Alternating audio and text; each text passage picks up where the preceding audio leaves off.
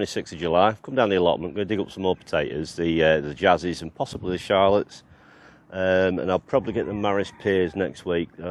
Not a proper look, there's no real signs of blight yet, but I know that the humidity's been up, so it's only a matter of weeks now and it'll start showing.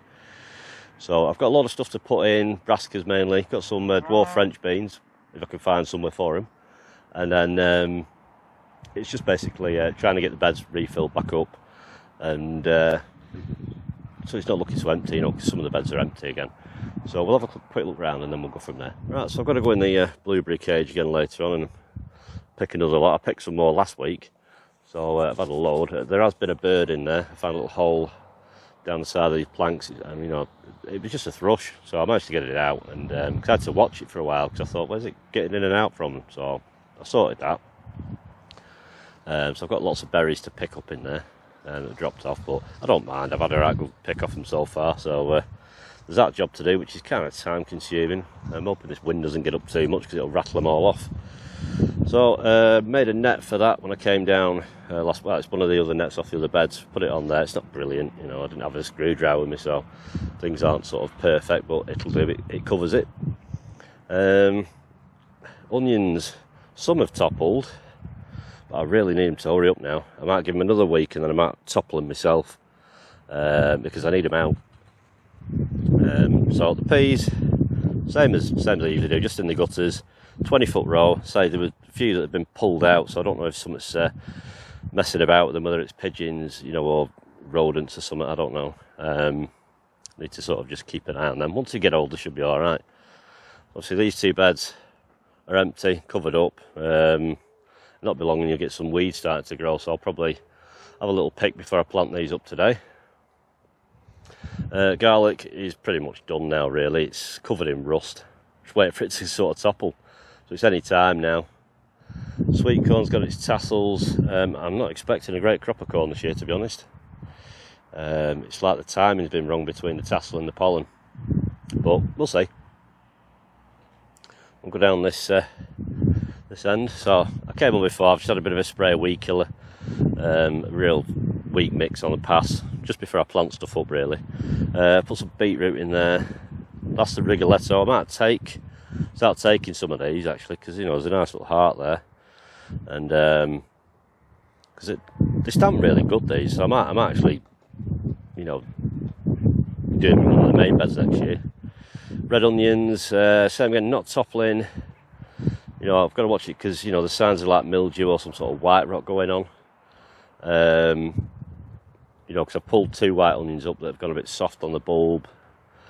So I need them out. It's this time of year when the white rot and you know the mildew starts. So hopefully I can get away with it. Once you get white rot, you're in trouble. So let's say we've got like see there, the perfect tunnel there. It's probably a rat, to be honest. You know, but there's spuds that have been pulled up. So you know, instead of losing, it's completely collapsed all this. You know, a lot of this damage foliage, it's not blight, it's just like bruising and dieback really, because these second earlies have had like what 15-16 weeks, so they should be about ready really, to be honest. Otherwise they're going to be massive. But like I say, I know stuff like that, and if there's any more knocking around under here, I don't know, but I'm hoping it's not caused too much damage, you know, because it's just another pest to have to deal with. So I've got to take all the tops off these. And then I'm hoping I might put some dwarf French beans along here. So just somewhere to put them. They might get knocked about by wind a bit because it's not exactly sheltered. But, I could put them in that bed. But as I say, I've got a lot of plants in the van and I've no idea where to put them yet. You know, I've got some January King and Tundra, broccoli, cauliflower. Because I've got some broccoli for a neighbour as well. So I've no idea where things are going. I'm going to space them out a bit more because I've got an absolute load in the freezer of everything. You know, once the beans start going, which you have at home, you kind of think, I need to eat these because there's nowhere to put them. Blueberries, I'm just blitzing down into a pulp and then straining it through and making ice lollies out of them. So instead of freezing them as a syrup or freezing them as berry, I might as well freeze them as ice lollies. But they seem to be doing all right. Everything's tickling over. You know, that's the second one. I'd go to seed. probably didn't help actually with that hot spell the other week. There's probably some more. They're a bit hard to spot at first, but there's not loads. So obviously when they've got seed like that, they won't store, so you need to use them up. But yeah, it's like the 2 onions I've pulled up.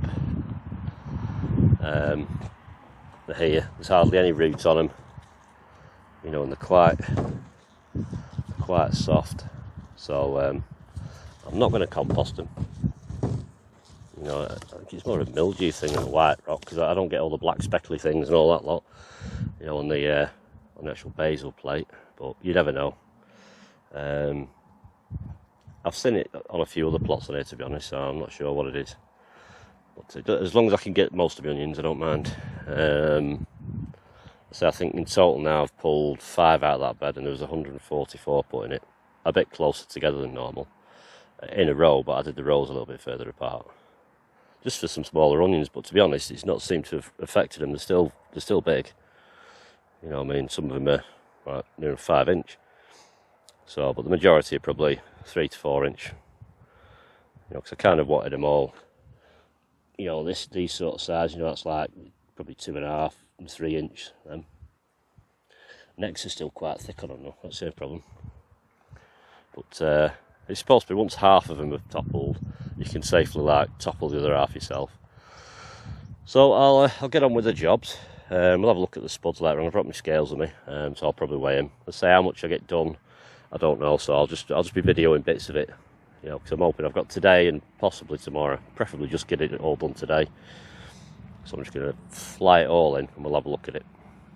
Right, that's the job out of the way. So I've got the Jazzies dug up and the Charlottes are up. So I've got a bit of space. Whether I'm going to put anything in yet, I don't know. Usually I just kind of cover it up, but I might try and just put some dwarf French beans or something in that area there, you know, until I can start topping this up with manure on top and then covering it over for the winter.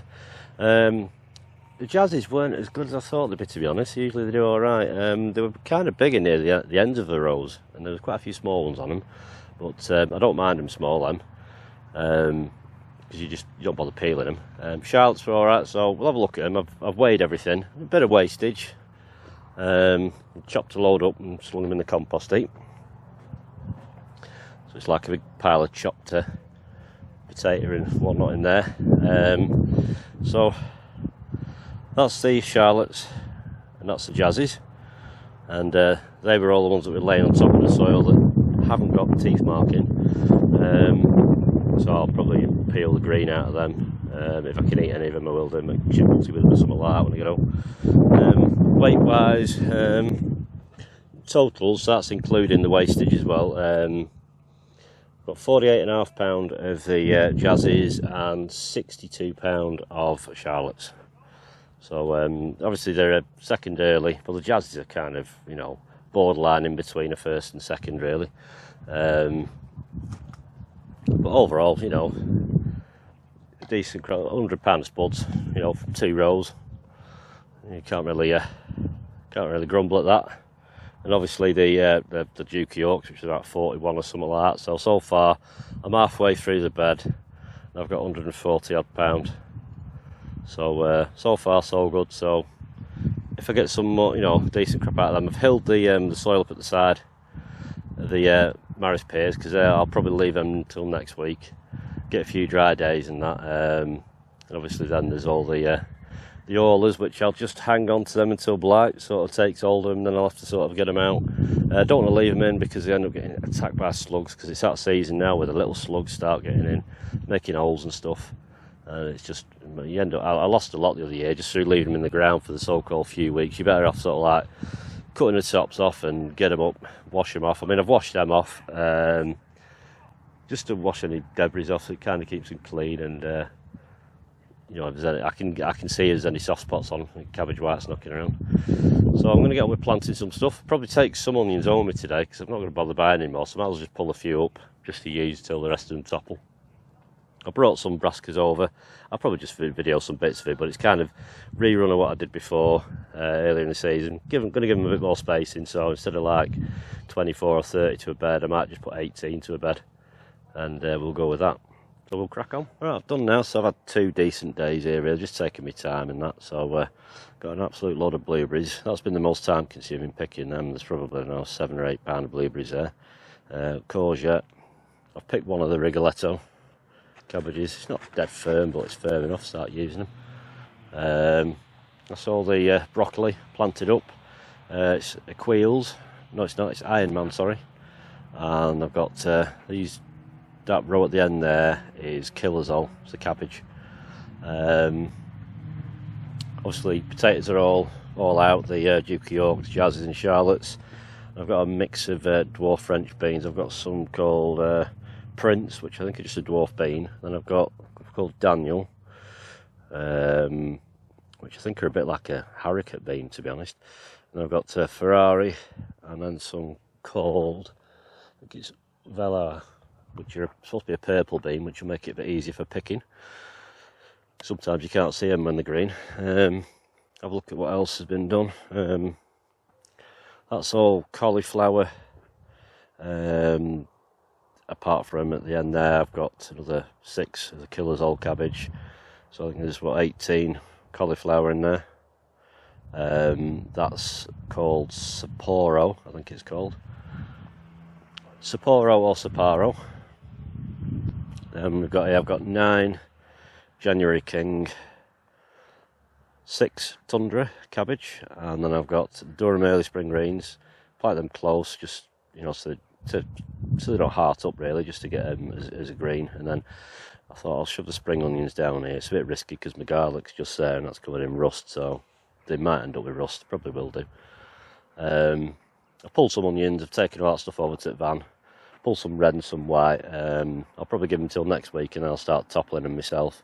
There are some that are going over now. Some of my garlic started to get a bit more wobbly around the neck, so that's due any time now. But there's a bulb on it, so like I say, some of that's started to get a bit loose around the neck now. So probably next week with them as well. Possibly garlic and onions. About another sort of 7 to 10 days. Trying to pick a dry couple of days to do it. Sweet corn sort of like suddenly chucking cobs out now. So it's fairly calm, so I'm hoping the pollen's caught. But that's it, really. So I've got quite a bit done. Stuff back in growing. Just need to decide what I'm going to put in these beds when the sweet corn's out and the garlic and onions are out. But I might actually shut this onion bed down, top it up, cover it up, and shut that bed down. Unless if I put some sort of late season endive in it, which I've sown. So I need to get caught up in the back garden as well. So that's it for this video. Just a bit of an update, a bit of harvesting and some planting out. That's all it's going to really be for the rest of the season. Really, it's just if you've got space and the plants available, there's no harm in putting it in, because if you have a mild or a late winter, you might just get a crop. So there's still time for things like beans and lettuce, beetroot, spring onions, all that type of thing. French beans are great because if you've got them sown, they don't take that long. I think there's one called Safari, and obviously there's Ferrari, which I think I've got Safari in the back garden at home. They need picking. But I'll be down next week. Obviously onions, garlic, probably Morris pears. So I'll video some of that as well. So thanks for watching. Take care. I'll see you then. See you now. Bye bye.